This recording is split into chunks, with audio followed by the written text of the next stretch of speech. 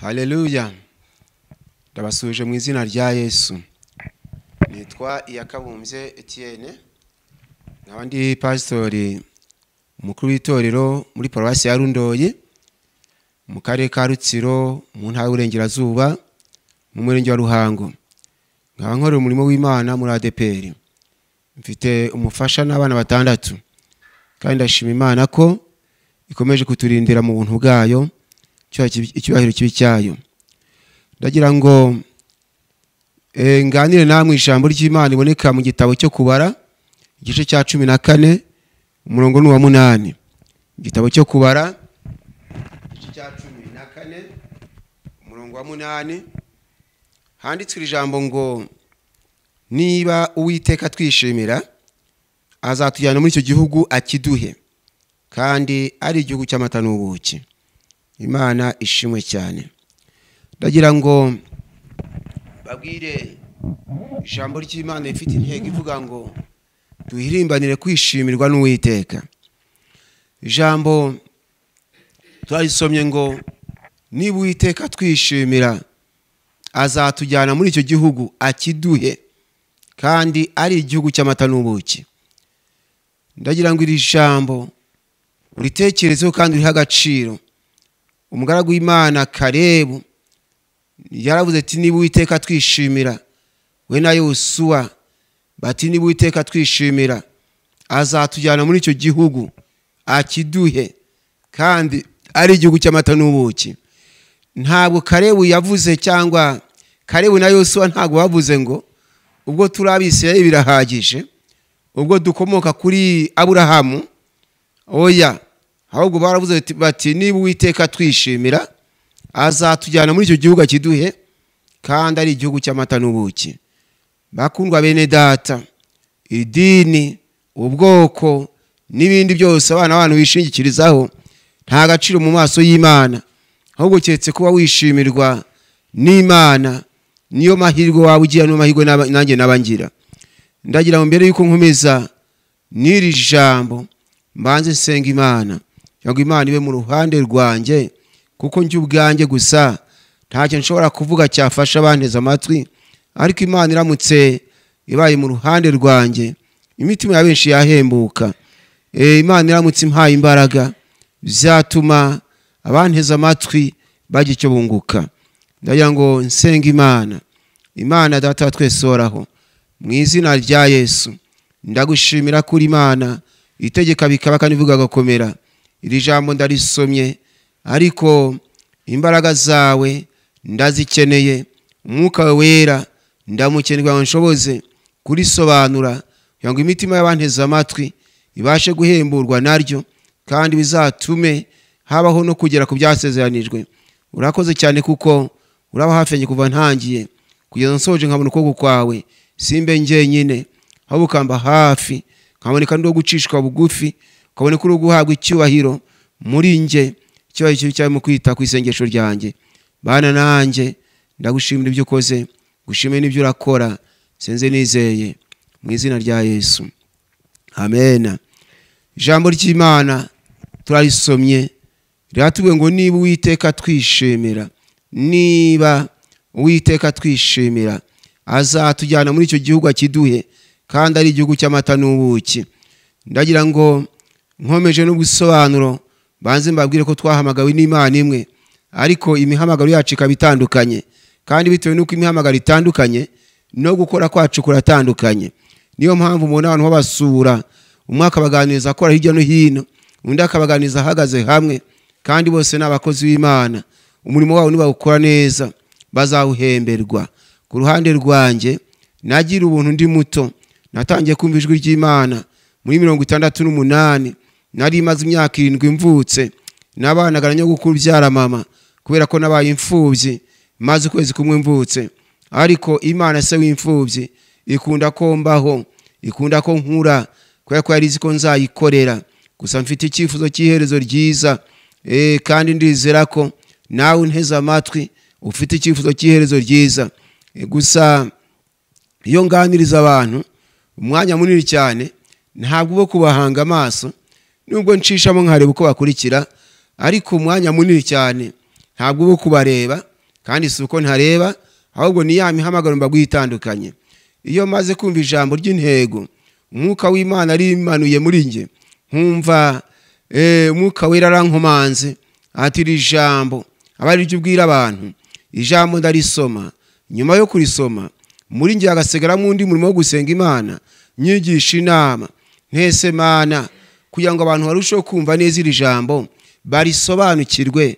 Nongereho ngo iki cyagende gusenga Imana, nibwo ubona mbombetse amaso, ni nabwo ushobora kumva mvuze ngo dusoma aha ntarambuye Bibiliya. Ntibigutangaze, ku Mana byose birashoboka, gusa ni Imana yabyishakiye, nta ruhare nabigizemo, ni ubushake bw'Imana ihamagara, kandi kuva ari Imana yabyishakiye icyubahiro ni icyayo. Ndakomeje n'intego mfite ivuga ngo duhirimbanire kwishimirwa n'Uwiteka. Impamvu tugomba guhirimbanira kwishimirwa n'Uwiteka nuko dusomye iri jambo ngo niba Uwiteka twishimira, ntidusome ngo niba turi abahanuzi, niba twerekwa cyane, niba turi abapanekote, abagatolika n'abadivantisi umunsi wa karindwi, niba turi abasilamu n'abandi. Oya, ijambo ry'Imana riratubwiye neza ngo niba Uwiteka twishimira, azatujyana muri icyo gihugu akiduhe, kandi ari igihugu cy'amata n'ubuki. Mwene data unteze amatwi, iryo jambo uraryumva neza. Iri jambo Yosuwa na Kalebu bajya kurivuga, Bibiliya itubwira ko abatasi bari bavuye kureba igihugu cy'i Kanani, nuko abo Mose yari yatumye ngo bajye kureba icyo gihugu, ngo baritegereza, bagarukana inkuru y'inshamugongo, batangira kuvuga mbega batera ubwoba cyangwa baca intege Abisirayeli, bati twasanze abatuye muri icyo gihugu ari barebare, twabonaga tumeze nk'inzige, nabo kandi babonaga turi nk'inzige muri imbere yabo. Nuko maze mu gihe bavugaga batyo, ngo nibwo Yosuwa na Kalebu batekereje, basanga uburebure atari bwo buneshereza abantu, basanga ubugufi butaneshereza abantu, basanga ahubwo ikineshereza abantu ari uko abantu baba bishimiwe n'Imana. Niko bati niba Uwiteka twishimira, haleluya, azatujyana muri icyo gihugu akiduhe, kandi ari igihugu cy'amata n'ubuki. Bakundwa bene data, uburebure cyangwa ubugufi ntibuneshereza umwana w'umuntu. Uburebure cyangwa ubugufi, ubukire cyangwa ubukene ntibushobora guhesha umuntu gutabarwa cyangwa se kunesha, keretse kuba wishimirwa n'Imana. Nuko umugaragu w'Imana Kalebu na Yosuwa bashize amanga, baravuga ati niba Uwiteka, baravuga bati niba Uwiteka twishimira, azatujyana muri icyo gihugu akiduhe, kandi ari igihugu cy'amata n'ubuki. Mbese iri jambo uraryumva ute? Ariko se Abisirayeli bose niko banejeje Imana? Mbese bose bashimishije Imana, cyangwa harimo abo Imana itishimiye? Ese abitishimiye byagenze gute? Yaba yarabakoreye iki? Abitishimiye baba barabaye iki, cyangwa bagize maherezo ki? Bagize iri heherezo? Iyo dusomye ijambo ry'Imana mu rwandiko rwa mbere Pawulo yandikiye Abakorino igice cya 10 umurongo wa 5, dusanga handitswe ijambo ngo ariko abenshi muri bo Imana ntiyabashimye. Ubwo mu yindi mvugo ntiyabishimiye, ngo ariko abenshi muri bo, nta nubwo ari bake batanejeje Imana, ahubwo na benshi. Ngo ariko abenshi muri bo Imana ntiyabashimye, ngo niyo cyatumye barimbukira mu butayu.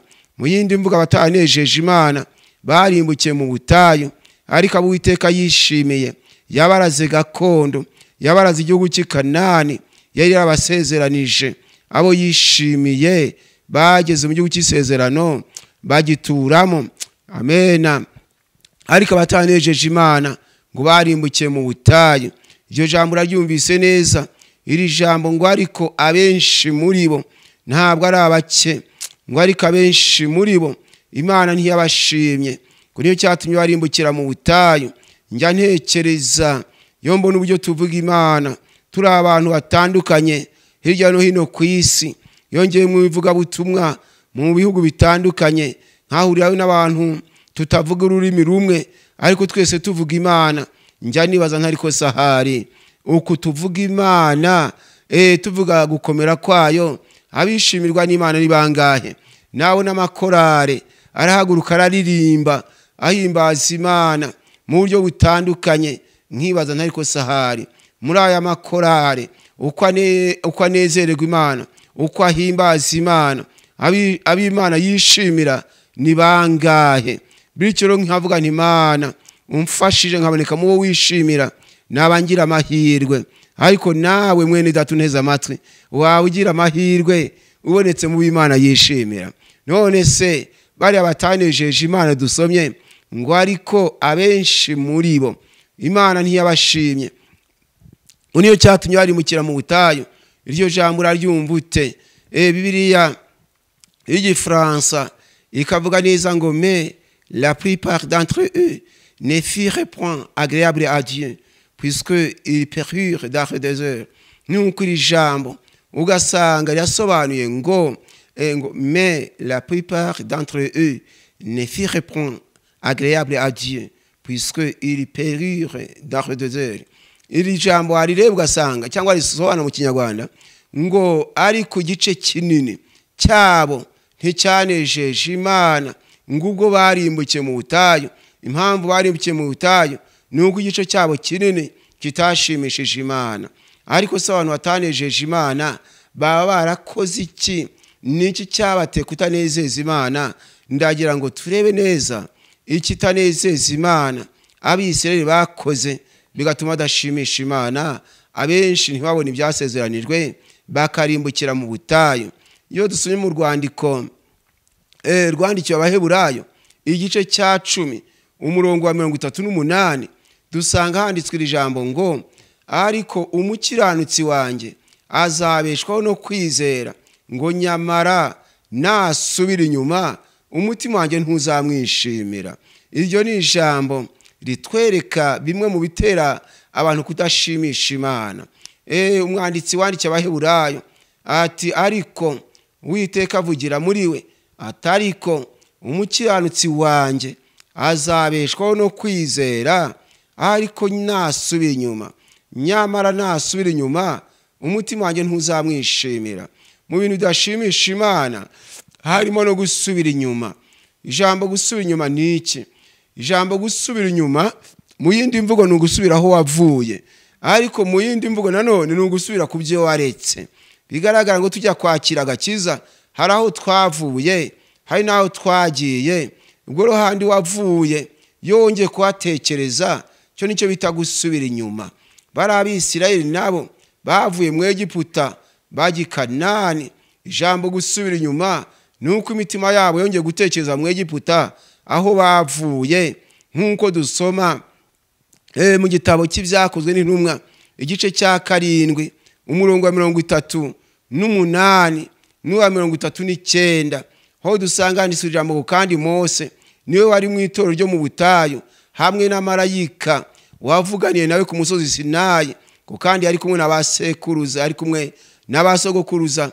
Ariko ijambo rikurikiye ngo kandi rikurikiyeho ko kandi niwe wahawe amagambo y'ubugingo yo kuduha. Imana idufashe cyane. Ko kandi Mose niwe wari mu itorero ryo mu butayu hamwe na marayika wavuganiye nawe ku musozi Sinayi, kandi ari kumwe n'abasogokuruza, ni nawe wahawe amagambo y'ubugingo yo kuduha. Umurongo wa 39 ngo basogokuruza banze kumwumvira, ahubwo bamusunikira hirya, ngo basubira mu Egiputa mu mitima yabo. Cyo nicyo bita gusubira inyuma. Imana idufashe cyane. Ngo basubira mu Egiputa mu mitima yabo. Ba Kristo munteze amatwi, bene data muri kunyumva neza. Abisirayeli nubwo batagiye mu Egiputa n'amaguru, ariko basubiyeyo mu mitima yabo. Nuko niko bigenda. Hari abatanywa inzoga wenda ngo bayinywesha akanywa, bayinywesha akanwa kabo, ariko bakayisubiraho mu mitima yabo.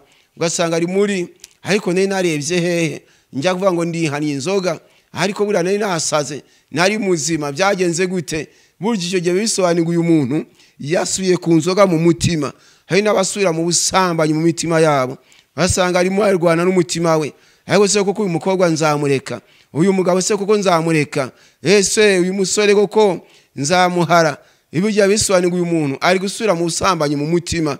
Kandi iyo bikomeje gutyo bigera bukajya no mu bikorwa no mu buryo bw'umubiri. Bene data, Imana dushoboze kudasubira inyuma mu mitima, ngo Abisirayeli ngo basubira mu Egiputa mu mitima yabo. Byumvikana ngo amaguru yerekeraga mu gihugu cy'isezerano, ariko imitima itaganayo, ahubwo imitima isubira inyuma mu Egiputa. Bamwe basubira mu busambanyi bahozemo mu mitima, abandi basubira mu nzoga n'ibindi. Nuko Uwiteka arabitegereza abo ngabo tumaze kubwirwa ngo barimbukira mu butayu, kubera ko wasubiye inyuma mu mitima yabo. Imana idufashe cyane. Bene data, gusubira inyuma nabi ni ugusubira inyuma mu mutima. Burya umutima uramutse utasubira inyuma n'ibindi byose byashoboka, ariko umutima wasubiye inyuma ntacyo wakora cyiza. Kandi umutima wasubiye inyuma, ufite amatwi umva yumve. Ndibuka hari ku itariki 16 z'ukwezi kwa 9 2017, cyo cyari kwa gatandatu, nibwo ijwi ry'Imana ryangezeho mu masaa 11:24 mu museke burimo bucya. Ijwi ry'Imana rirambwira rituzambwirira itorero ngo umuntu wese wumva ijwi ryanjye ndashaka ko yitabisha umutima. Ngo umuntu wese wumva ijwi ryanjye ndashaka ko yitabisha umutima. Imana idufashe cyane. Burya Yesu ntabwo ashaka ko twitabisha amaguru, akanwa, arashaka ko twitabisha imitima yacu. Kubera icyo ashaka umutima ko ari wo witaba. Ndashaka kubabwira bene data, umutima burya icyemezo wafashe nicyo n'izindi ngingo zikora. Iyo umutima wemeje kureka inzoga, ni ukuvuga ngo umunwa, inda izinuka inzoga, umubiri uzinuka ibisindisha. Iyo umutima wemeje ko uretse inzoga, ni ukuvuga ngo iyo umuntu avuze ati uyu munsi wa none, umutima ugafata icyemezo uti ndetse ibisindisha, ni ukuvuga ngo n'akanwa karazinukwa burundu. Ariko uyu mutima ukunze inzoga, akanwa kavuga ngo ndayiretse, umutima uti ndayishaka. Ni nk'aka kanya rero ibisindisha ukabisubiraho. Birashoboka ko uvuga uti nihanye ubusambanyi, ukabivugisha ururimi, umutima utariko ndacyabikunze. Igihe umutima ugikunze gusambana, ntabwo wareka gusambana ngo bishoboke, keretse umutima wazinutswe ubusambanyi. Muririmbyi araririmba wa 38 mu gushimisha, aravuga ati, agera ku gice kimwe aravuga ati umurika hatabona aho umwijima uba, atuma umutima ukangutse uzinutswe icyaha. Umutima uzinutswe icyaha rero urawukenera, ndawukeneye. Naho umutima utarazinuka icyaha, akanwa kakatura inshuro ibihumbi n'ibihumbi, ariko icyaha kugomeza ukabatwa nacyo, kubera ko umutima ntiwari wakizinukwa. Nuko ijwi ry'Imana rirambwira rituzambwira itorero ngo ndashaka ko umuntu wese wumva ijwi ryanjye yitabisha umutima. Imana ishimwe cyane. Naje kwibaza, ntese birashoboka ko umuntu yitabisha umunwa, umutima utitabye? Icyaje kuntangaza, byageze hafi saa 1 za mu gitondo mu masaha 12:50, ijwi ry'Imana riragaruka rirambwira riti bwa butumwa ntubugira ubwiro, ubwira abantu uti ndashaka ko umuntu wese wumva ijwi ryanjye yitabisha umutima. Amena. Nuko nza kweza none birashoboka ko umuntu yitabisha ururimi, umutima utitabye? Ndebye mbikurikiranye nsanga bishoboka. Nk'ababyeyi bafite abana murarushaho kubyumva neza. Umubyeyi ufite umwana, ushobora guhamagara umwana wawe, ugahamagara umukobwa wawe cyangwa umuhungu wawe, akitaba ati karame, nyamara ugategereza ko aza ngo umubwire icyo umuhamagariye ukamuheba. Burya yo bisobanuye ngo ari kwitabisha umunwa, ariko umutima ntabwo uri kwitaba. Birashoboka ko rero n'abakristo benshi cyane bitabisha iminwa, imitima ntiyitabe. Abo nibuzabona bahaguruka mu nsengero, bahagurukije abihana, ariko wajya kubona ukabona ejo bongeye bakoze ibyaha. Naho burya imitima ntabwo yahagurutse, hahagurutse imibiri gusa, ariko imitima ntihaguruka. Nyamara ushobora kwicara udahagurutse, umutima ugafata icyemezo uti nubwo ntahagurutse, iki cyanda kizinutswe rwose, ukakihana burundu, n'Imana ikakubabarira. Kuko icyo ishaka ntabwo ari ukuvugisha umunwa gusa, irashaka umutima ubanza ugafata icyemezo. Ufite amatwi yumva yumve. Umuririmbyi wa 409 mu gushimisha yararirimbye ararimba ati Yesu araduhamagara ati ni mu by'ukubu, ariko agera hepfo gato aravuga ati uhamagawe na Yesu ni wowe ubwawe ashaka, ati umwitabisha umutima uti mwami nyakira, umwitabisha umutima. Haleluya. Ntiyavuga ngo umwitabisha ururimi, umwitabisha umutima. Yewe mbese uranyumva neza? Iyo umutima rero witabye nibwo umukristo w'umukristo, ariko umuntu yitabishije ururimi umutima utitabye ushaka imbuto ukazibura, ukibaza si wandi wari gusenga hanaha biriya sabikoze ate? Burya yari yaje umutima utaje gusenga, ahubwo yitabishije ururimi gusa, ariko umutima utitabye.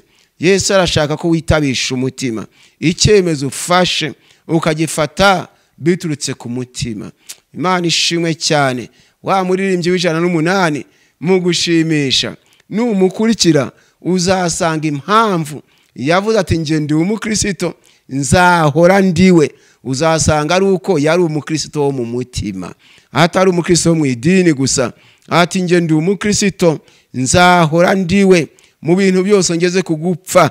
Ati nje ndi umukristo mpora mbihamya naho igihugu cyose cyanseka, kugeza ubwo yavuze ati nje ndi umukristo wo mu mutima.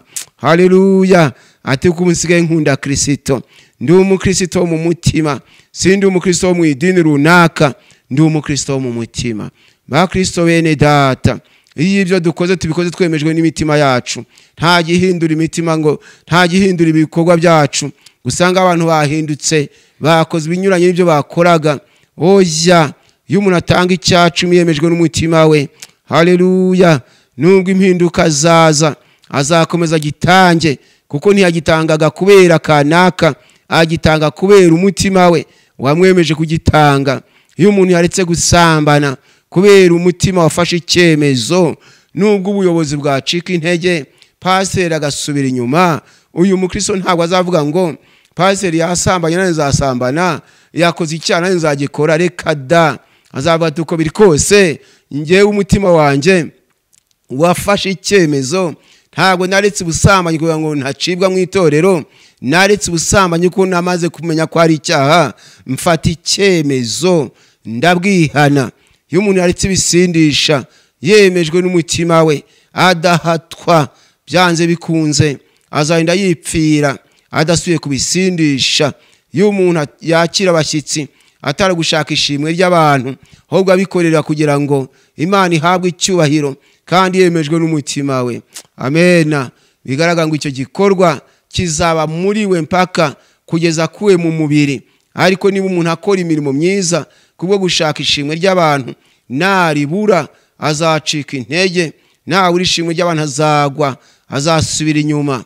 Ndakwifuriza kuba umukristo mu mutima, n'ibyaha wihanye ubyihane wemejwe n'umutima wawe, atari agahato, atari uko habayeho iterabwoba, ahubwo ubanze wumva umutima wawe ukwemeje ngo iki ni icyaha ndakihanye, iki ni icyaha ndakihanye. Nuko rutyo wemejwe n'umutima wawe, byanze bikunze uzaba umukristo muzima kandi ukuri, uzageza ku mperuka cyangwa se kugupfa ukiri umukristo. Imana igushoboze kunyumva neza. Nuko iri jambo uraryumvise neza cyangwa se iri yerekwa, Imana irashaka abantu bitabisha imitima. Mu butumwa bwiza bwanditswe na Matayo igice cya 15 umurongo wa 8, Yesu yaravuze ati ubu bwoko bunshimisha iminwa, ariko imitima yabo ikamba kure. Ati ubu bwoko bunshimisha iminwa, ariko imitima yabo ikamba kure. Ba Kristo bene data, icyo Imana ishaka n'umutima wawe, irashaka n'umutima wanjye. Nituramuka twayihaye imitima, so tugira amahirwe. Mu gitabo cy'Imigani igice cya 23 umurongo wa 26 handitswe iri jambo ngo mwana wanjye mu mutima wawe kandi amaso yawe yishimira inzira zanjye. Urumva icyo Uwiteka gusaba? Ati mwana wanjye mu mutima wawe kandi amaso yawe yishimira inzira zanjye. Umutima rero ni Imana ikeneye. Iyo umutima wawe utanze, bigaragara ngo uyu mutima ukoreshwa n'uwo wawuhaye, ntabwo ukigenge, ntabwo ukiri uwawe ngo wigenge, ahubwo wihaye n'ugutegeka. Kandi uyu mutima umeze nka moteri y'umubiri, niyo ngo uyu mutima icyo utemeye umubiri ntabwo ugikora. Umutima iyo uvuze ngo ntugasambane umubiri ntiwasambana. Umutima uvuze ngo ntukibe amaboko ntiyajya guterura iby'abandi. Umutima icyo wemeje nicyo n'izindi ngingo zikora. Imana igushoboze kunyumva neza. Bityo rero gusubira inyuma mu mutima niko gusubira inyuma nabi. Nkwifurije rero kudasubira inyuma mu mutima, ahubwo komera kandi ukomeze ujya imbere. Nuko ndashaka kuvuga icyo twakora Imana ikatwishimira, kuko niyo ntego mfite ngo niba Uwiteka twishimira azatujyana muri icyo gihugu akiduhe, kandi ari igihugu cy'amata n'ubuki. Mbese Imana izatwishimira dukoze iki? Mbere na mbere izatwishimira imitima, atari kujya mu madini gusa, ahubwo imitima yacu tugayiha Imana ikayitegeka. Noneho hari ikindi rero kizatera Imana kutwishimira, niyumvisemo ko ngomba kukivugaho cyane, maze namara kukivugaho tugasenga Imana. Mu gitabo cya Zaburi ya 41 umurongo wa 11 icyakora n'uwa 12 muri Bibiliya za kino gihe, iryo jambo ni rikuru mu magambo ndavuga mu byo twakora Imana ikatwishimira. Mu gitabo cya Zaburi ya 41 umurongo wa 11 n'uwa 12 muri Bibiliya za kino gihe, aho dusanga handitswe iri jambo, aho Dawidi yavuze ati iki nicyo kimenyesha yuko unyishimira, nuko umwanzi wanjye atavugiriza impundu kunesha. Iki nicyo kimenyesha yuko unyishimira, nuko umwanzi wanjye atavugiriza impundu kunesha. Byumvikana rero iyo umukristo yahagaze kigabo, Satani ntavuze impundu, ntamwishime hejuru, ko yamugushiye mu busambanyi, ko yamugushiye mu ishyari, ko yamugushiye mu bisindisha, ko yamusubije mu bujura. Iyo umukristo ahagaze neza anezeza Imana cyane, byose bigahura na rya jambo ngo umukiranutsi wanjye azabishwaho no kwizera, ngo nyamara nasubira inyuma umutima wanjye ntuzamwishimira. Buryo umuntu yasubira inyuma atera Satani ubwo kwishima, agatera Imana umubabaro. Ariko umuntu ahagaze kigabo ntasubira inyuma anezeza Imana, kandi kudasubira inyuma ni nako kunesha. Nuko iri jambo ngo iki nicyo kimenyesha yuko unyishimira, ngo nuko umwanzi wanjye atavugiriza impundu kunesha. Abantu benshi cyane iri jambo bajya barisoma nkumva bararisobanura ukundi kuntu. Bamwe bati nuko umwanzi wanjye atavugiriza impundu kunesha, iyo bakumva ko ari uko iryo jambo rivuga. Ariko ijambo nararikurikiranye nsanga atari ko rishatse kuvuga. Dawidi ati iki nicyo kimenyesha yuko unyishimira, ati nuko umwanzi wanjye atavugiriza impundu kunesha njyewe. Mbega ubwe niwe wivugaga. Aravuga iri jambo, iyo urisomye muri Bibiliya y'Igiswahili urushaho kuryumva neza. Usanga rivuga ngo kwa neno hili nimejua ya kwamba wapendezwa nami, kwa kuwa adui yangu hasimangi kwa kunishinda. Ugasanga yasobanuye ngo narabimenye, namenye yuko unyishimira kubera ko umwanzi wanjye adashimishwa nuko natsinzwe, atanezwa nuko naguye. Yuko bigaragara ngo iyo waguye Satani arishima, ariko wahagaze neza ugakomera Satani aramwara. Mwifurije guhagarara kigabo. Dawidi amaze kumenya ko burya iyo Satani atavugije impundu ngo twatsinzwe, Imana yishimira bene nk'abo bantu. Nuko aravuga ati iki niyo kimenyesha yuko unyishimira, nuko umwanzi wanjye atavugiriza impundu kunesha. Byatumye asengera isengesho muri Zaburi ya 13 umurongo wa 3 kugeza ku wa 4. Zaburi ya 13 umurongo wa 3 kugeza ku wa 4. Icyakora n'uwa 4 n'uwa 5 muri Bibiliya za vuba, ho dusanga handitswe ijambo ngo Uwiteka Mana yanjye. Uwo nani Dawidi nyine wahavuze, ati Uwiteka Mana yanjye bireba unsubize, ati hwejesha amaso yanjye kugira ngo ne gusinzira ibitotsi by'urupfu. Umwanzi wanjye ye kuvuga ngo ndamunesheje. Abanteraga be kwishimira kunyeganyega kwanjye. Ba Kristo bene data munteza amatwi, murumva ko abadutera bashimishwa nuko twanyeganyejwe? Murumva ko bashimishwa nuko habaye kuneshwa? nuko Dawidi arasenga Imana ati Uwiteka Mana yanjye bireba unsubize, ati hwejesha amaso yanjye kugira ngo ne gusinzira ibitotsi by'urupfu. Ndagira ngo aha hantu nawe watekerezeho ibitotsi by'urupfu n'ibitotsi bimeze bite. Hari ibitotsi bisanzwe ariko hari n'ibitotsi by'urupfu. Ibitotsi by'urupfu bimeze gute? Burya rero iyo umuntu avuga ati kanaka agira ibitotsi hariya, waterura ukajya no gucugunya mu kigunda ntabimenye. Ibyo ni ibitotsi by'urupfu, ni ibitotsi birenze urugero. Umuntu yasinze ibitotsi nk'ibyo birashobora ko baza bakamwiba, bakakora no mu mifuka yasinzire ntabimenye, kubera ko yasinziriye ibitotsi birenze. Ibyo nibyo bitotsi by'urupfu. Hari ibitotsi rero abakristo basinzira bakibuka basambanye kandi barabakristo, bigaragara ngo shitani yasanze basinziriye abateza gukora ibizira byinshi cyane. Hari abagwa mu mitego ugasanga bagiye mu bwicanyi bari mu nzu y'Imana basengaga Imana. Burya rero Satani asanga basinziriye nuko akabashuka. Nibwo bimwe benshi bemera impongano bakemera kujya kwica abandi kubera ibyo baguririwe, abandi bakemera gushinja abandi binyoma kubera ibyo bahawe. Burya ibyo bishuko bisanga basinziriye ibitotsi by'urupfu. Nuko umugaragu w'Imana ati Uwiteka Mana yanjye ati bireba unsubize, ati hwejesha amaso yanjye kugira ngo ne gusinzira ibitotsi by'urupfu. Ati umwanzi wanjye ye kuvuga ngo ndamunesheje. Ndagira ngo anteze amatwi, iri jambo ni rikuru cyane. Niyo mpamvu Yesu yavuze iri jambo muri Mariko igice cya 13 umurongo wa 37 ati icyo mbabwiye ndakibwira bose nti mube maso. Bigaragara ko kuba maso ni ikinyuranyo cyo gusinzira. Kuba maso ni ikinyuranyo cyo gusinzira. Ati icyo mbabwiye ndakibwira bose. Uwo ni Yesu wavuze iri jambo, yabwira abigishwa be, ariko arabasanga iri jambo nakwe tuzaryumva. Arareba ati icyo mbabwiye ndakibwira bose, nkawe yavuze ati simwe gusa ahubwo n'abazaza hanyuma yanyu bazaryumva. Ati icyo mbabwiye ndakibwira bose, sinkibwira abazungu cyangwa abirabura gusa, ndakibwira bose. Sinkibwira ubwoko bw'Isirayeli gusa, ndakibwira bose nakwe turimo. Ati mube maso. Ijambo ry'Imana raryumva neza. Yesu abwira abigishwa ngo icyari ya Getsemane, Matayo igice cya 26 umurongo wa 41 ati mube maso kugira ngo mutagwa mu moshya. Mube maso musenge mutagwa mu moshya.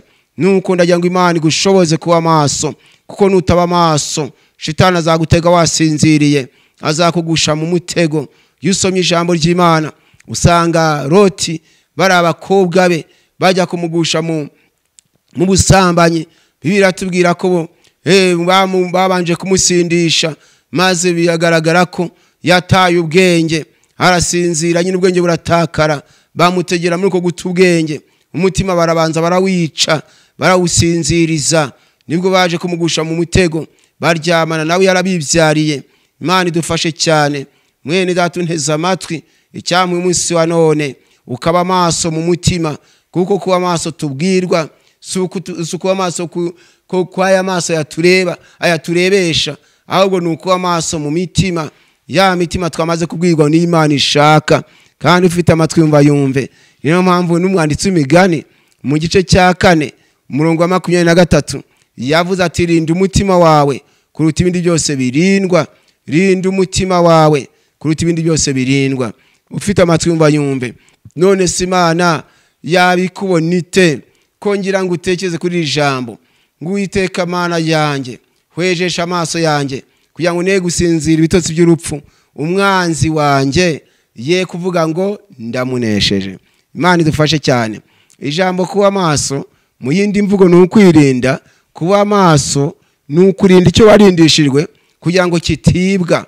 Kuko utabaye maso wakwibuka wariganijwe ukategereza ibyo utazabona kubera ko utabaye maso. Nibuka hari ku itariki 7 z'ukwezi kwa 11 2016. Icyo gihe hari ku wa mbere, hari ku itariki 7 z'ukwezi kwa 11 2016 ari ku wa mbere.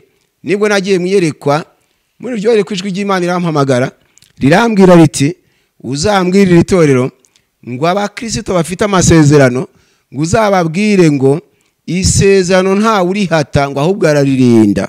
Ubwo niko kwakuba amaso nshaka kuvugaho, ngo uzababwire ngo isezerano nta urihata ahubwo araririnda. Ndabwirwa ngo hari abo usanga bari gutonganya Imana mu masengesho ngo batonganya Imana, ariko se Mana niwe wavuze cyangwa si wowe? Ko hari wavuze ngo uzankorera gutya, byagenze gute? Kwambwe ngo bizagenda gutya, habuze iki Imana? Ese ni wowe cyangwa si wowe? Ijwi ry'Imana rirambwira riti uzababwira uti isezerano nta urihata ahubwo araririnda. Imana idufashe cyane. Mbese ahari iri jambo raryumvute n'Abisirayeli bari barasezeranijwe igihugu cy'isezerano. Ntabwo rero yo Kalebu yavuze ngo twagisezeranyijwe byanze bikunze tuzakigera muri kada. Atabwo niba Uwiteka twishimira azatujyana muri icyo gihugu akiduhe, kandi ari igihugu cy'amata n'ubuki. Ntugahagarare kuri ngo mfite isezerano rizagusohorera cyangwa se uzarisohorezwa ari uko Imana ikwishimiye. Imana igufashe kunyumva neza ngo isezerano nta urihata ahubwo araririnda. Nuko naje kwibaza uko umuntu arinda isezerano, mbitindaho nsanga ariko kuba maso. Burya Yosefu Imana imaze kumubwira iti nzagukuza, bakuru bawe bazakunamira, yari imuhaye isezerano. Nibyo Yosefu yataza kuba maso, nyirabuja akamugusha mu mutego bakaryamana. Yosefu ntiyari kuba kibonye ibyo yasezeranijwe, ibigaragara ngo isezerano yari kuba ataririnze, byari kuba birangiye. Ariko Yosefu isezerano yararirinze, ntiyakundira nyirabuja kumugusha mu cyaha. Imana ikuye kunyumva neza, nawe hari isezerano ufite, wibuke ko ufite inshingano yo kuririnda. Nutaririnda ntukaritegereze, ejo uzibwira ngo ntegereje kubona gutabarwa. Narabibwiwe, ntegereje ko Imana insohoreza ibyo yambwiye kandi utakibonye ibyasezeranijwe kubera ko utabaye maso. Ndagira ngo nkubwire mwene data, igihe kimwe umwe aratuganirije muri za 91 aratuganiriza ijambo ry'Imana, nyuma za kuduha agatekerezo ngatindaho. N'uyu munsi wa none njya ngatekerezaho. Haratubwira ati umuntu yari afite umugaragu umukorera, amaze kugira umugaragu umukorera, ubwo muri make amuha isezerano ngo aza gushyira urwandiko mwibahasha. Ngo amaze kurushyira mwibahasha ararufunga neza, ngo ararumuha. Aramubwira tumva rero mwene data, uru rwandiko rurebe wirebe. Uru rwandiko kubaho kwawe ni urwandiko, no gupfa kwawe ni urwandiko. Ati urwandiko uramutse ururinze neza ukarureba ntirugire ikibazo, ibyo ushaka byose nzabiguha, ariko nindamuka ndubuze nzakwica. Maze ngo amaze kumubwira atyo, undi yumva ko rwose agiye kuzakira bitewe n'isezerano yahawe na shebuja. Aramubwira ati mfashe urugendo ndagiye, ntabwo nkubwiye nzagaruka ryari, naza ukwezi gushize, naza hashize umwaka, ariko aho nzazira urwandiko rwanjye nindubona uzawitegwe guhembwa ibyo ushaka byose, n'ibyo udatekereza nzabigukorera. Ariko ninza urwandiko rwanjye nkarubura, ngasanga rwarangiritse cyangwa se wararangaye bararwiba, wibuke ko nawe urupfu rwawe ruzagwasohoye. Ndati amaze kwikiriza ngo aragenda rwandiko arushyira mu isanduku. Amaze gushyira mu isanduku cyangwa mu kabati, icyo akora ngo yibagirwa gukinga. Ijambo gukinga rero niko kurinda. Yibagirwa kurinda, yibagirwa kuba maso, nuko ashyira mu isanduku, ariko ntiyakinga ya sanduku. Nuko maze ngo mugihe shebuja yamuhaga iryo sezerano, hakaba hari umuturanyi wamwumvaga yumvagize ishyari, ati koko uriya muntu azadukirane, koko azakire dusigaye turi abatindi. Aramwitegereza ati nanjye mpaka nkamucunga rura rwandiko nkarwiba.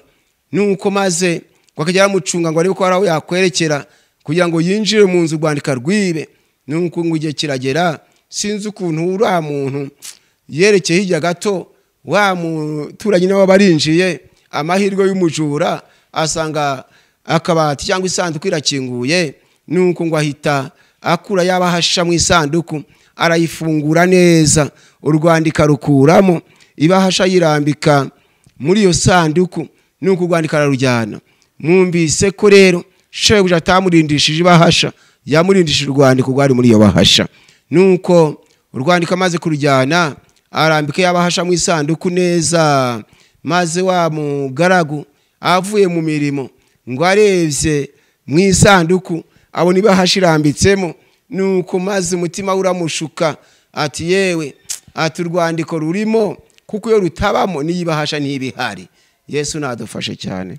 Nuko ubwo yahise rero akomeza kwiringira ku rwandiko ruhari, kubera ibahasha yabonaga uko avuye mu mirimo akubita akajisho ku ibahasha, urwandiko rurimo, iyo rutabamo n'ibahasha ntabwo ibirimo.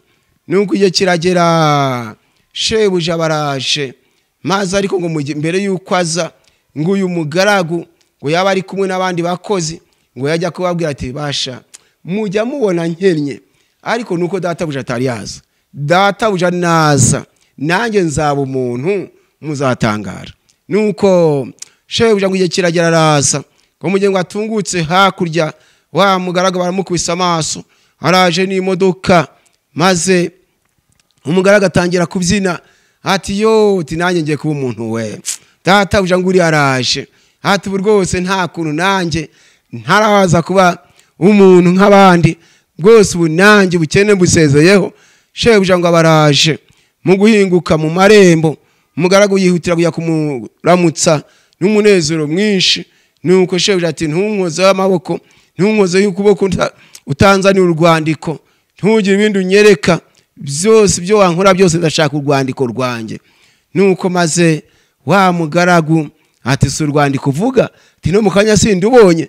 Ubwo arirukanka, maze mu guterura ibahasha yumva ibereye aho, maze yumva akubiswe n'inkuba, yumva agize ikibazo, mukure basanga ikibahasha kibereye aho, yahise agwa aho ngaho ajya muri koma, yibaza ukuntu arahinguka imbere ya shebuja. Shebuja ategereza ko umuntu azaraheba, arategeza araheba, hageze arahamagara ati niko ko nta kubona uri hehe, reka data akabura umwitaba. Hageze ati ariko se byagenze gute kutitaba, atese urwandiko warubuze, reka data. Nuko ngo aramukomeza arahamagara, hageze ngo nakuka gake cyane, ngo ajye batete ntarwo, undi ati ye ntarwo, undi ati ntarwo. Nuko maze shebuja agira umubabaro cyane, aramaze tese burya ntarwo, undi ati none se burya wari kubyina ntarwo, burya se wabyinanaga iki? Imana idufashe cyane, wabyinaga ntarwo burya. Nuko maze abaramuhamagara, tumva rero amasezerano n'abiri twahananye, isezerano ko urwandiko rwanjye nindibona nzaguha ibyo ukeneye byose, ariko narura nka kwica. None kuva utararinze urwandiko rwanjye, nawe ugomba gupfa nk'uko twasezeranye. Ubwo nyine bahise bamwica, kubera ko atabaye maso, atarinze ikibitsanyo. Mwene data unteze amatwi, icyama gusa ukanyumva. Imana idufashe cyane. Yo hari benshi cyane bari gushukwa n'amabahasha, bagira ngo bafite inzandiko, nuko bareba amabahasha akabashuka. Banze urebe neza, mwibahasha harimo iki muntu w'Imana unteze amatwi, harimo iki mushiki wanjye, harimo iki mwene data, mubyeyi unyumva, mugabo unteze amatwi, mwibahasha harimo iki, wambaze tese ibahasha niki? Reka nkubwire, kurikirana neza, ibahasha niki? Njya nkunda kubwira abantu ntiburya kumva kugira agaciro yo kwakurikiweho no gusobanukirwa. Kabiriyo mpamvu Yesu yabwiye abigishwa be muri Luka igice cya 24 umurongo wa 45, ngo maze kandi abungura ubwenge ngo basobanukirwe n'ibyanditswe. Arongera avuga mu gitabo muri Matayo, mu butumwa bwiza uko bwanditswe na Matayo igice cya 15 umurongo wa 10, ngo ahamagara abantu arababwira ati nimwumve musobanukirwe. Burya kumva kugira agaciro yo kugendanye no gusobanukirwa. Ese ibahasha waba uzi ko ari iki? Ibahasha nyumva neza, ibahasha ni idini. Ibahasha kenshi ishuka abantu, umuntu yareba idini asengeramo, ibahasha ikamushuka ati nanjye ndakijijwe, ubwo ndi umupanekote. Ibahasha ikamushuka ubwo ndirimba muri korali niyi na korali yabibahasha. Imana ikugendere cyane ntega amatwi. Birashoboka ko wabura umudiyakoni n'ubudiyakoni bwabibahasha. Birashoboka ko wahagara kuri ndacyari uyu n'uyu mu itorero ariko akaba ari bahasha. Ariko reba neza, mbese ufite urwandiko ko ari rwo rukenewe, gikenewe akaba atari bahasha, hakaba hakenewe urwandiko. Urwo rwandiko se rwo nuruhe? Ndashaka kukubwira urwandiko. Urwandiko ntabwo ari Yesu ashimwe. Urwandiko ntabwo ari uguhanura. Urwandiko si ukwerekwa. Urwandiko si ukuvuga mu ndimi nyinshi. Urwandiko si ukujya mu butayu. Urwandiko si ndakuramutsa Mariya. Urwandiko si isabato. Urwandiko si icyumweru. Urwandiko ndashaka kukubwira mwene data, urwandiko ruvugwa. Urwandiko ni imbuto. Imana iguhe kunyumva neza. Urwandiko rugaragaza umukristo muzima, rugaragaza ko umuntu ari umukristo ni imbuto. Niba ushidikanya uzasome Matayo igice cya 7 umurongo wa 20, uzasanga Yesu avuga ati muzabamenyera ku mbuto zabo. Nta handi tuzamenyekanira uretse ku mbuto. Ba Kristo mwe y'urwandiko ruri mwibahasha. Abantu bararusoma. Iyo umuntu afite urwandiko rugaragaza ko ari umukristo, abantu bararusoma bakavuga ati kwa kanaka barakizwa. Yewe kubera iki? Imbuto bakubonana zibereka ko uri umukristo. Ariko iyo umuntu asigaye kwibahasha, usanga abantu n'abapagani n'abandi bareba umuntu ati yewe uriya we ntataniye nanjye, kubera ko urwandiko nta rukiri mu muntu, asigaye kwibahasha. Yewe niba ari kuri abakizwa, nanjye burya nanjye ndakijijwe. Mwene data reba neza, mbese ufite imbuto zerekana ko uri umukristo muzima cyangwa se kukijwe koko? Shaka uburyo wakwera imbuto zikwiriye abihannye. Imana itugendere cyane. Ba Kristo munteza amatwi. Hari igihe Satani hariho agasanga umuntu ararangaye gato, akabaraje akashuka umuntu nuko akamusigira ibahasha. Icyakora uzakomeza ujye mu materaniro ariko uri umupagani, uzakomeza ube mwari ya korale ariko uri umupagani. Bisobanuye ngo uri muri korali nivyo, ariko imbuto wera cyangwa se urwandiko rukurimo ntabwo ari urwandiko ruzima, aho gusigaye kwibahasha. Urwandiko rwamaze kugenda.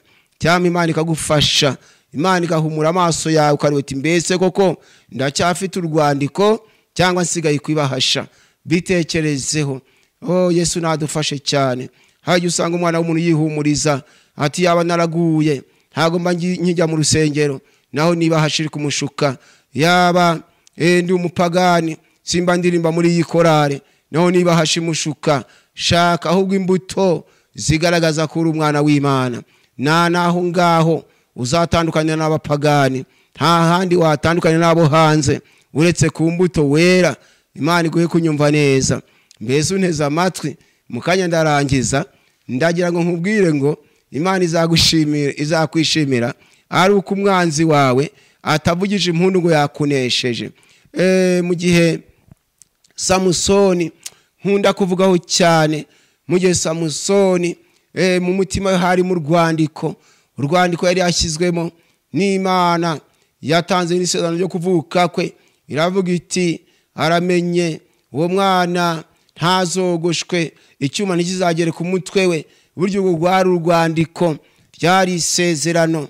Nuko Samusoni avuka, urwo rwandiko barumusomera bamubwira icyo Imana yamuvuzeho ari wo rwandiko.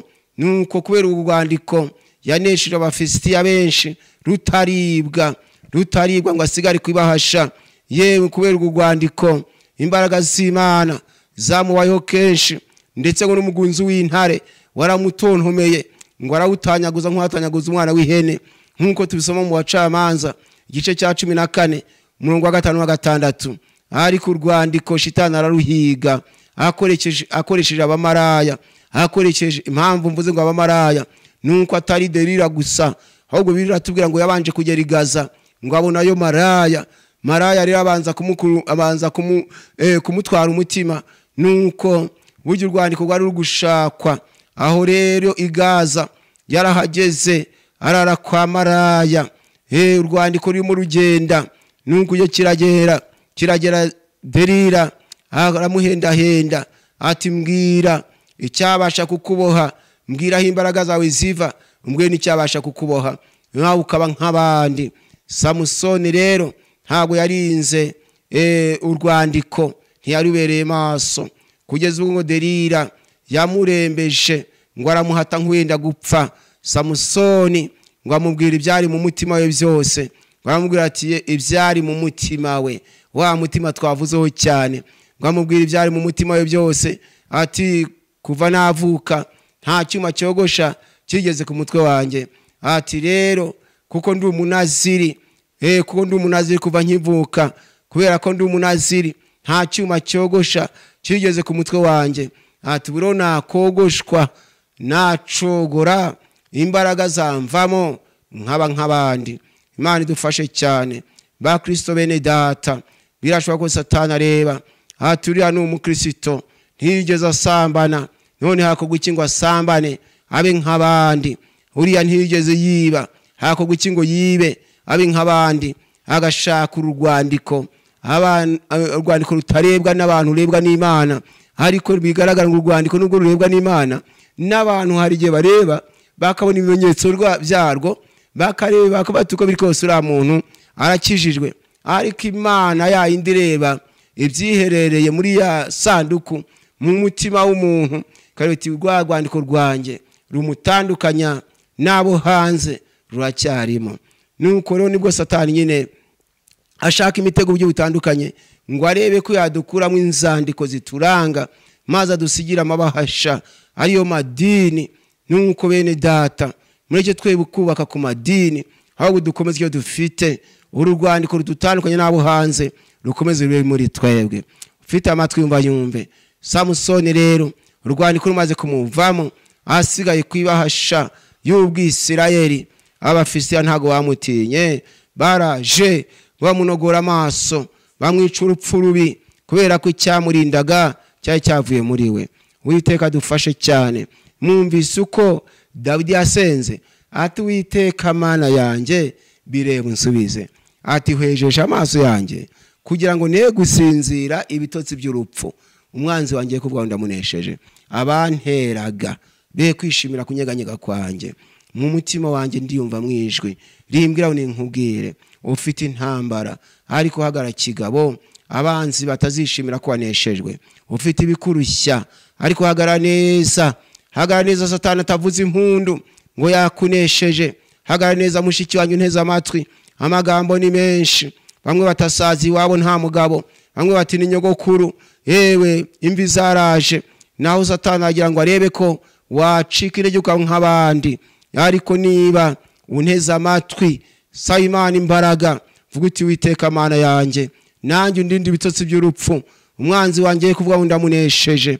Birashoboka ufite ikibazo cy'imibereho, Shitani arakwereka ko waba hari uko wiyibye, arakwereka ko waba hari uko usambanye, ariko mwamagane mubwire uti kugeza ubwo nzapfa. Haleluya. Nkuko Yobu yabivuze ati kugeza ubwo nzapfa sinzikora kuba inyangamugayo, ati gukiranuka kwanjye ndagukomeje, ntabwo nzakurekura. Imana ishimwe cyane. Ufite uburwayi, ese wenda ufite umwana urwaye, uribaza uti nabigenza nte? Watinze kubyara, muri icyo kigeragezo Satani ashaka kugukura mu rwandiko, kakugira nk'abandi, ukaraguza nk'abandi, maze ukashaka kwirwanirira, ugaca inyuma y'uwashatse, ukajya gusambana ngo ushaka urubyaro. Satani akavuza impundu, ariko nkwifurije guhagara kigabo, nawe ugasenga nk'iri sengesho Dawidi yasenze, nawe ugasenga uti Uwiteka Mana yanjye bireba unsubize, hwejesha amaso yanjye kugira ngo ne gusinzira ibitotsi by'urupfu. Umwanzi wanjye ye kuvuga ngo ndamunesheje. Nkwifurije kunesha Satani hakakwishime hejuru, kandi ukiri ijambo ryo mu gitabo cy'ibyahishuwe igice cya 21 murongo wa 7 handitswe iri jambo ngo unesha azaragwa byose, nanjye nzaba Imana ye Mana wanjye. Bityo rero unesha azaragwa byose. Haleluya. Cya gihugu cyo mu ijuru, cya gihugu cyo mu ijuru tutegereje, kuko buno twebwe ntago tugikanani, ahubwo twasezanijwe ubwami bw'ijuru, ariko ubwami bw'ijuru tuzawiheshwa no kwishimirwa n'Imana, kandi Imana izatwishimira ari uko tunesheje. Umwanzi wacu ntavuge ngo ntavuze impundu ngo yatunesheje, ahubwo akamwara kuko twahagaze neza mu kigeragezo, ko tutasubiye inyuma, ko tutaguye mu mitego y'uburyo butandukanye, inzara itaduhemuje, ubukene, kubeshyerwa, kwangwa, gupfusha, gupfakara n'ibindi byinshi cyane bitandukanye. Nituramuka tubyitwayemo neza, bizanezeza Imana, izatwishimira. Unesha azaragwa byose, ngo Imana izamubera se, nawe ayibera umwana. Ubwo rero ijambo ngiye kurangirizaho riri mu gitabo cya mbere cy'Abami. Ijambo ngiye kurangirizaho tugasenga Imana riri mu gitabo cya mbere cy'Abami, igice cya mbere, umurongo wa 51 na 52. Nimara kurisoma nyuma ndarivugaho rero, ndarivugaho uko nshobojwe n'Imana, ubundi dusenga Imana tuyisabe ko yadushoboza gukora ibyatumye twishimira. Igitabo cya mbere cy'Abami, igice cya mbere, umurongo wa 51 na 52. Kuwa 51 handitswe iri jambo. Ku murongo wa 51 ko bajya kubwira Salomo bati, Adoniya yatinye umwami Salomo, ubu yisunza amahembe y'icyotero. Ariho aravuga ngo, icyampa umwami Salomo akandahira uyu munsi ko atazanyicisha inkota, njyewe umugaragu we. Imana kunyumva neza. Ndashaka gusubira kuri umurongo wa 51 ngo nuko bajya kubwira Salomo bati, Adoniya yatinye umwami Salomo, ubu yisunza amahembe y'icyotero. Ariho aravuga ngo, icyampa umwami Salomo akandahira uyu munsi ko atazanyicisha inkota, njyewe umugaragu we. Ntarasoma umurongo wa 52. Uyu murongo wa 51 urareba abakristo bavuga ngo, icyaduha ntituzarimbuke. Nanjye ndabivuga nk'abana, icyama sinzaruhira ubusa, icyama nkazabona ibyasezeranijwe, icyama nanjye nkazabona iby'Imana yasezeranije abayikunda. Birumvikana nawe ni kuvuga uti, Imana, ibihe nafashe byo gusenga, icyama sinzaruhira ubusa. Igihe namaze muri korale, umutungo natanze kugira umurimo w'Imana ujye mbere, icyama nanjye nkazabona ingororano z'abakozi. Maze Adoniya ngo aravuga ati, icyampa umwami Salomo akandahira uyu munsi ko atazanyicisha inkota, njyewe umugaragu we. Nuko bene data, uyu Adoniya amaze kuvuga atyo, mbese Salomo yamushubije ngo iki? Umurongo wa 52. Igisubizo Salomo yahaye Adoniya ni ikihe? Kwa 52 ngo nuko Salomo aravuga ati, niyerekana ko ari umuntu mwiza, nta gasatsi ke kazagwa hasi. Icyo niyo kizatera Imana kutwishimira. Niyerekana ko ari umuntu mwiza, nta gasatsi ke kazagwa hasi, nawe ni kwaho ni icyaha azapfa. Imana idufashe cyane. Ngira ngo iri jambo raryumvise ry'umwanzuro, wanteze amatwi ngo, nuko Salomo aravuga ati, niyerekana ko ari umuntu mwiza, niyerekana ko ari umuntu mwiza, nta gasatsi ke kazagwa hasi, ngo ariko nabonekaho n'icyaha azapfa. Yesu nadufashe cyane. Burya Satani ashaka ko tubonekaho n'ibyaha kugira ngo Imana yashaka kuzaduha ubugingo ihinduke, maze yivuguruze hasi usange ibyari umugisha bihindutse umuvumo. Nyumva neza ngo nuko Salomo aravuga ati, niyerekana ko ari umuntu mwiza, nta gasatsi ke kazagwa hasi, ariko nabonekaho n'icyaha azapfa. Iri jambo rikunganirana n'iryo mu rwandiko Pawulo yandikiye Abaroma, igice cya 4 umurongo wa 8, aho yavuze ati, hahirwa umuntu w'iteka atazabaraho icyaha.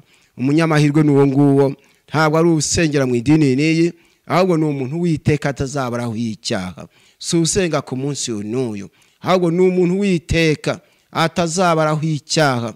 Aho umuzungu cyangwa umwirabura, aho umukire cyangwa umukene, yoroheje akomeye, idini yaba arimo yose, ugira amahirwe ni umuntu w'iteka icyaha. Nguwo umuntu ufite umugisha, nguwo umuntu ufite amahirwe yo kubona ibyasezeranijwe, akabona ikamba ry'ubugingo Imana yasezeranije abayikunda. Umvise uko Salomo yashubije Adoniya wari ukwitwaza ngo, ndi umugaragu wa Salomo, ati cyampa ntazanyicisha inkota. Niko tuvuga uti, Imana ndi umukozi wawe, ntunyirengagize, ndagukorera Mana ubone uburyo nkora, ariko bice ngo nubonekwaho n'icyaha, nanjye nimbonekwaho n'icyaha, akacu kazaba kashobotse. Nuko Salomo aravuga ati niyerekana ko ari umuntu mwiza nta gasatsi ke kazagwa hasi. Biblia y'Igiswahili avuga neza ngo Sulemani akasema yeye akionekana kuwa ni mtu wa kweli hata unywele wake mmoja hautaanguka chini, lakini uovu ukionekana ndani yake atakufa. Umbe iryo jambo mu Giswahili Sulemani akasema yeye kuwa ni mtu wa kweli. Mu Giswahili ngo nagaragara ko ari umuntu w'ukuri, niyerekana ko ari umuntu w'ukuri nta gasatsi ke kazagwa hasi, ngo ari kibibi ibyaha nibimubonekamo azapfa. Biblia y'Icyongereza ikavuga neza ngo Solomon said, if he proves himself a wolfman, not one hair shall fall to death, but if wickedness is found in him, he shall die. Ugasanga iri jambo ngo Solomon said, if he proves himself a wolfman, not one hair of him shall fall to death, but if wickedness is found in him, he shall die. Ugasanga riravuga neza ngo ubwe niyihamiriza, mu Cyongereza niko bisobanuye, niyihamiriza ko ari umuntu mwiza, kwa kwiriye nta gasatsi ke na kamwe kazagwa hasi, ngo ariko niba ibyaha cyangwa ubugome buzamubonekamo azapfa. Mwene data unteze amatwi, ntuhagare ku idini, ku mpano y'Umwuka wera kuwamo, ntuhagarare kuri narasenze ndirimba muri korali niyi, ejo utahagara kwibahasha urwandiko rwaragiye, Satani yaragwibye. Nkwifuje guhagara kigabo. Imana ibagire neza abanteze amatwi. Naha ndangirije, intego yacu niyi ngo duhirimbanire kwishimirwa n'Uwiteka. Ijambo ry'intego yatubwiye ngo niba Uwiteka twishimira azatujyana muri icyo gihugu kiduhe kandi ari igihugu cy'amata n'ubuki. Azatwishimira ari uko umwanzi wacu atavugije impundu ngo twaneshejwe. Yo tekereza iyo abantu bakuvugaho bagucira imigani bati uyu nguyu yarasengaga, uyu yari mu itorero, uyu yari mwarimu, uyu yari pastor hanaha, uyu yaririmbaga muri korali niyi, none ntiwamenya ko yigeze gusenga. Burya shitani bari kuvuza impundu ko waneshejwe. Ariko yavuze ati kanaka twari tuzi ko ibi bitazasiga hagaze, ariko rwose urabona wajya nta nicyo byamutwaye, wajya nta nicyo bivuze kuri we. Yo bavuze bakimana biri guhabwa icyubahiro. Haleluya. Cyo gira kwishimira. Nkwifurije guhagara kigabo. Imana itugire neza cyane. Reka dusenga Imana nuko dusaba Imana ngo idufashe. Cyakora wibuke rya jambo wa mugaragu ari kubyina ngo abonye shebuja, kandi urwandiko ntarwo. Shebuja atese burya wari kubyina nta rwandiko. Yo hari benshi cyane babyinana amabahasha nta nzandiko, baramaze kuba pagani mu mitima, ariko kubera ko imbere y'abantu batazi ngo bimeze gute batikana karakijijwe. Ariko byari byiza ko dusaba Imana tuti Imana dushoboze kunezezwa nuko dukijijwe, dushoboze ikidutera kwishima, ikidutera ibyiringiro, aribyo byadutera no gushima Imana. Dufashe Imana twe kwishikiza ku idinisa, ahubwo dushaka uburyo twajyana ikidutera kwishima. Rura rwandiko yaba uramugaragara rurinze akarubonye ari urwandiko atari bahasha, yari kuba yishimishijwe n'ukuri. Ariko kubera ko yarebye bahashira mushuka akajya yishima ati na urwandiko ndarufite, yo igihe cyarageze acirwaho iteka, kandi yarategereje ngo shebuja azaza agiye cyamumarira. Uwiteka dufashe cyane, dutegereje Yesu kwazaza akaturuhura, akaduha ibyasezeranijwe, akaduha ubugingo buhoraho. Ariko hari icyo yadusezeranije cyangwa se icyo yatubikije. Yadusabye ko twera imbuto zikwiriye abihanye, ariko rwandiko na ugihagaze cyuzawugira amahirwe. Imana igufashe kunyumva neza. Reka dusenga Imana, dusenga Imana. Uneza amatwi, mbese urwandiko uracyarufite? Niba wumva ukurikije ubutumwa hawe kumva usiga, bibwire Yesu, wikwihagararaho, mwemere uti nagize intege nke, urwandiko bararwiba, suko nahoze mbere nari inyangamugayo, none buno sigaye narize gukora ibyo abandi bakora. Ibyo bisobanuye ngo urwandiko bararwibye. Bwira Yesu rero uti ndashaka rwa rwandiko nari mfite ntaracika intege. Niwemera Yesu uti mfite intege nke ariko ndashaka ko wangarura, nukuri Yesu ni umunyambabazi, numwatura ibyaha byawe arakubabarira cyane. Aho kwishingiza kwibahasha kandi urwaniko waragiye, bwira Yesu uti ko biri kose narateshutse ariko ngusabye imbabazi. Imana iguhe kunyumva neza.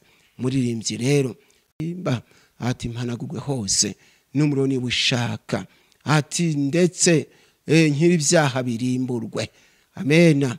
Nkiri ibyaha birimburwe kubyo nanjye utazambonaho icyaha. Ibyo nari mfite, ibyo nakoraga mbyihana ariko birimburwe. Yesu nabafashe kunyumva neza. Reka dusenga Imana. Mana data twesoraho, ndagushimye iri jambo kunze ko mvuga, ngusabye ko nanjye wamfasha nkakora ibyatuma mboneka mu bo wishimira atari idini nsa.